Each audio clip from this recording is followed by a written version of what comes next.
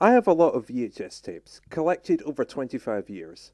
I've been running a VHS and DVD review series for the past 3 years, and despite all that, I don't consider myself to be a proper collector. This applies primarily to VHS. My DVD collection is expanding all the time, but VHS, not so much. I've talked extensively about how much VHS tapes meant to us kids of the 1990s, but even by that standard, my collection is still fairly limited. And before we continue with video memories, I'd like to expand on this. When it comes to collecting old school videos and DVDs, some people are massive fans of a certain series and wish to own every single release on the market. Some may love the presentation and style of VHS tapes. Quite often a VHS tape is more interesting than a DVD, especially to us old schoolers. Some may like to collect VHS because they love the historical significance behind the format. Some may just love collecting and having a massive collection of movies, and by all means, keep collecting, keep your hobby and passion alive. I like seeing other people's VHS and DVD collections. Hell, one of my favourite YouTube channels features not only a makeshift video store, but also an extensive video game collection in a man's basement. But when it comes to me, practicality is what matters most. Since Video Memories began, I've had only one rule. If I didn't own the video when I was a kid, I can't review it and I have no reason to own it. Thomas and Friends is a big example here. Most Thomas fans would go out of their way to own every single video released in their country, and I commend them for that. That's a sign of passion, and good for them. Me, honestly, I'm 27, I'm getting married, I'm not watching these videos again. I've reviewed every single one of them, I have no reason and no need to go back. Truth be told, I haven't touched most of these videos since reviewing them. The only exceptions are Chases, Races and Runaways, which I had a desire to watch a few months ago and I stopped after 5 minutes. Thomas and Stepney when I was testing the new VCR, and Thomas and the Magic Railroad, which I only watched to compare to the leaked work print, which I hope I never have to bring up again. A perfect example of how I view my collection as opposed to other collectors is Chad Valley Video. It's a half-hour promotional video released in 2002 and it's considered rare. Thomas and Friends fans are all about collecting and owning rare things, VHS or otherwise. I've actually had people ask me if they could buy it from me. In my eyes, it may be rare, but it's also a 32-minute long piece of garbage featuring 5 completely random and unrelated TV episodes released as a free bonus with certain train sets. I don't care if it's rare, it's a complete waste in my eyes. No Thomas fan needs to own it. This desire for practicality probably dates back to my youth, and I can trace it to one video specifically, My Little Thomas the Tank Engine and Friends video. The video only has 5 episodes from season 1, and my mother only bought this for me when she discovered I didn't already have those episodes on other videos. She actually went down the list on the back of the case, running them by me.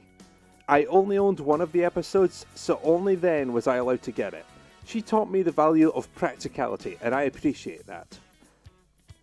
To illustrate how far this desire for practicality has come, in the past 3 years I've bought only 16 video releases, 14 of which were for review purposes, only 3 of which are Thomas and Friends related, 3 of which were mistakes, and none of which I didn't already own at some point over the past 25 years. From beginning to end, troublesome trucks and other stories. I wanted to do something about one of the first videos in my collection, one I no longer had. I decided to buy a new copy on eBay despite the fact I would probably never watch it. This video began a massive series. Enough said. The Back to the Future trilogy.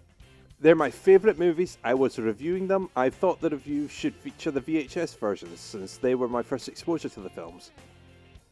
A quick note on practicality here, I have the movies on VHS, DVD and Blu-ray, and now there's a 35th anniversary release coming out in October. As much as I love the movies, I am not paying more money for more or less the same content, even if there are a few new bonus features.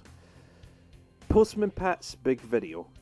I wanted to talk about weekend stayovers at my grandparents' house. They had this video from 1992. It was my favourite in their collection.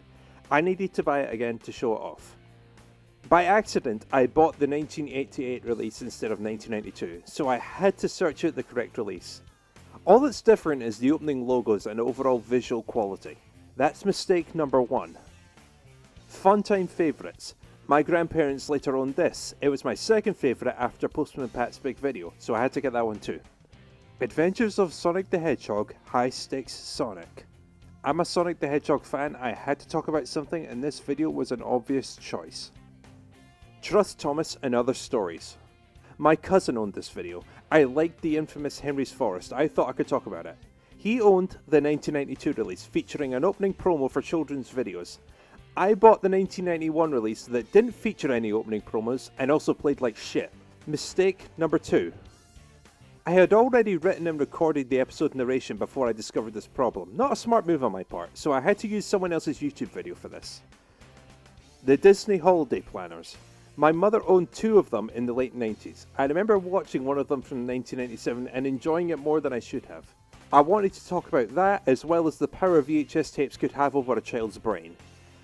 My one problem was I remembered what the video looked like, but not the front cover. I took a wild guess on a video on eBay and surprise surprise, I was wrong. The one I bought was from 1994, not 97. It's not necessarily a bad video, but it wasn't what I was after. Mistake number 3. Fortunately, I found what I was after and it led to one of the best Video Memories episodes ever made. Looney Tunes Special Bumper Collection Volume 8. This wasn't even planned for Video Memories. I bought it just because it was one of my childhood favourites. Only after buying it and checking it out did I remember a story decent enough for Video Memories, and the rest is history. Animaniacs Volume 2. I had a history with this show, as well as this video. I thought I could get 5 or 6 minutes from it. I did not think it would become one of my favourite reviews. Finally, we have Jack and Ori 10 in a Bed. Usual story, I had memories, I could probably get something from that, I just needed to buy it.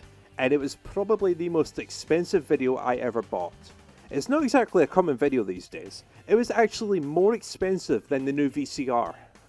Unfortunately, if I was going to get Jack and Ori, I needed something else to fill out the shelf. Looney Tunes Volume 8 was right at the end of the shelf, and if I moved it, there'd be a glaring space left behind. And that's when I decided to buy The Lion King 2. It was one of my childhood favourites and I no longer had it. This is the only time I broke my practicality rule. I had no plans to review it, but I needed a space filler, so why not? And then there's Toy Story 2. We'll get to that one eventually. I could easily have made more purchases than this. VHS was a great format, and they're always nice to look at in someone's collection. For me, however, if I'm not planning to watch it these days, I don't see the point of investing money, especially with a wedding on the horizon. That being said, when it comes to VHS, even if I don't plan on watching anything, I can't see myself getting rid of my collection. This is 25 years worth of collecting here.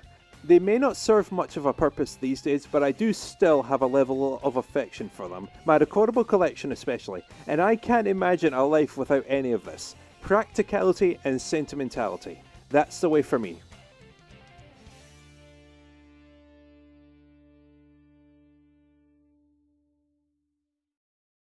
Now we return to normal programming.